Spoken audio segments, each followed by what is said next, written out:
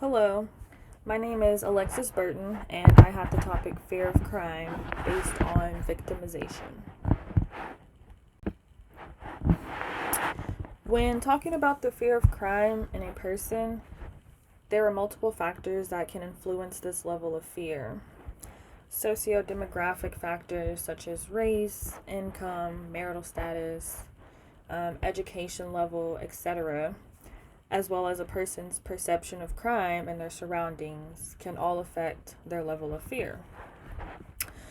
Studies have shown that over the past 2 decades, crime has slowly but consistently been decreasing. However, people are still under the impression that crime is actually increasing, and is one of our main social issues today. And one of the main reasons that people believe crime is on the rise is because of the media. Now, everyone always discusses the media and how the media twists your words and only sheds light on certain parts of a story instead of telling the whole story, both sides of the story, shall I say,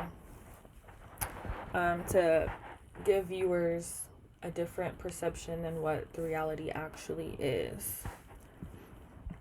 And so, because of this, people are quick to assume that major crimes happen often and could easily happen to them in their life. And if you notice, sometimes the media only talks about more serious crimes that goes on, which is understandable. However, they don't ever really discuss the petty crimes, which is more likely to happen than a major crime anyway. The effects of the fear of crime is more serious than what people actually realize. It actually can have a negative effect on our society more than anything. When talking about the broken windows theory, I feel like this is the gist of the fear of crime. The broken windows theory is a criminological theory that states in a particular neighborhood or community, if a person or if a group of people see visible signs of crime or social disorder or antisocial behavior, that this in turn only makes the person create more crime as an effect or encourages them to cause more crime than what is actually going on already. The hypothesis that I have for my topic is that the level of fear in a person is determined by gender, race, and age. Method. The 3 controls that I'll be using for my testing are gender, race, and age. Gender and race, which are both ordinal level measurements, and age, which is ratio level. And I chose these controls because I felt like income level and education,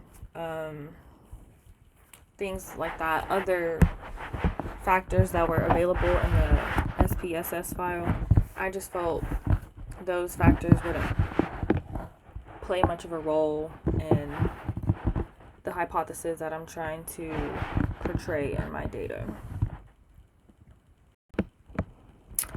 So first, control gender. I'll be using binary logistic regression. Binomial logistic regression predicts the probability that an observation falls into one of the categories of the dependent variable. These are the tables that I got from my testing. So first, looking at the model summary, the -2 log likelihood is equal to 1490.5, which indicates that this model may not be the best predictor for my hypothesis. Typically, the smaller the number, the better the predictor for this column. Looking at the Hosmer and Lemichaud test, we can see that chi-square is equal to 0 and the p-value is equal to 1. And for this test in particular, a p-value equal to 1 indicates a perfect relationship, and chi-square being equal to 0 shows that this model is a good fit for my data. Next, looking at the omnibus test of model coefficients. This test is used to determine whether or not the new model is an improvement from the baseline model of block 0. So for the omnibus test, we can see that chi-square has a value of 18.2. And in the Hosmer test, the chi-square value is equal to 0, therefore indicating that both of these are showing that there's a strong correlation between the variables. And lastly, looking at the classification table, the overall percentage is equal to 55.8, and I don't have block 0 posted. The table's posted in the slide, but originally the overall percentage was 51.5%. So there was a slight improvement once the variables were added, however, not a significant improvement. Race. For the control of race, I tested my data using multiple regression. Multiple regression allows you to determine the overall fit of the model and the relative contribution of each of the predictors to the total variance explained. In this first table for model summary, we can see that under r squared, the value is equivalent to 0.004, which means that this model only explains 0.4% of variance in the data, which is basically nothing. The multiple linear regressions F test has the null hypothesis that the model explains 0 variance in the dependent variable. And so for the column labeled F, the higher the value under this column, that means the more significant the data is to one another. However, this value of 2.197 is pretty low, therefore indicating little to no significance. Also, the p-value adjacent to that under the sig column is greater than the significance level of 0.05, indicating that there's no relationship. And lastly, looking at the coefficients table, we can see that both of the p-values for race and being a victim are greater than the significance level, which shows once again that these variables are not significant to the dependent variable. Age. To test my control of age with the dependent variable, I created a cross tabulation, and I tested it using chi-squared. And chi-squared test is intended to test how likely it is that an observed distribution is due to chance. So under the symmetric measures table, you can see that the values for phi and Kramer's V are both 0.285 and 0.202, which indicates a fairly weak relationship with the dependent variable. With both of these values, they could go up to 1, and so they're both pretty far off. Looking at the chi-square test, the Pearson chi-square shows that the p-value is equal to 0, which indicates that there is a significant relationship between age and the level of fear of crime in a person.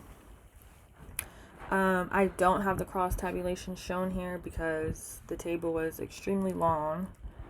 But based on the cross tab, it revealed that for most respondents who were young, that they stated that their level of fear was low. They weren't really concerned about fear or becoming a victim to crime. For respondents who were older, the oldest age group, they stated that they were more fearful of crime, and the middle-aged people were in between the young and the old, and sometimes the values of middle age were consistent to that of the older age group. So what I got from the cross tabulation is basically, as age increases in a person, so does their level of fear.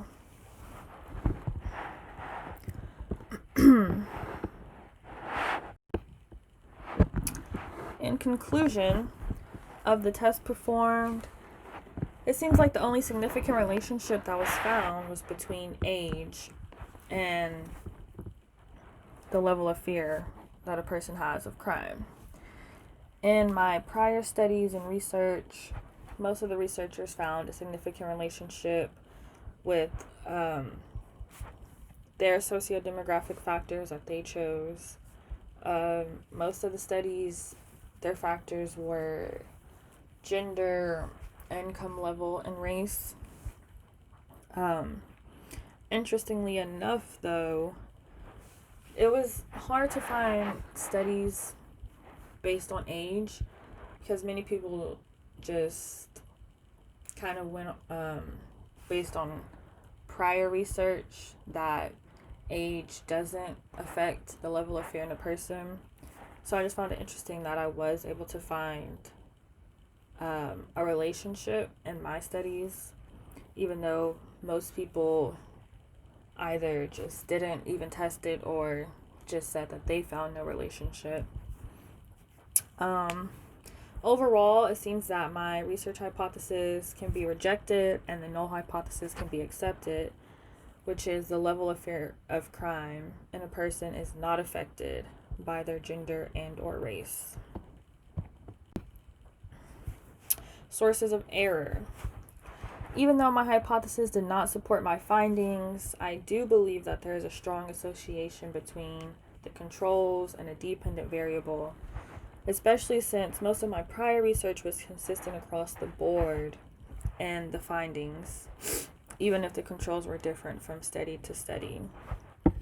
I believe that my findings would support my hypothesis if I were to use different statistical tests to test the data. Also, maybe different controls could have been used that would have ultimately supported my hypothesis.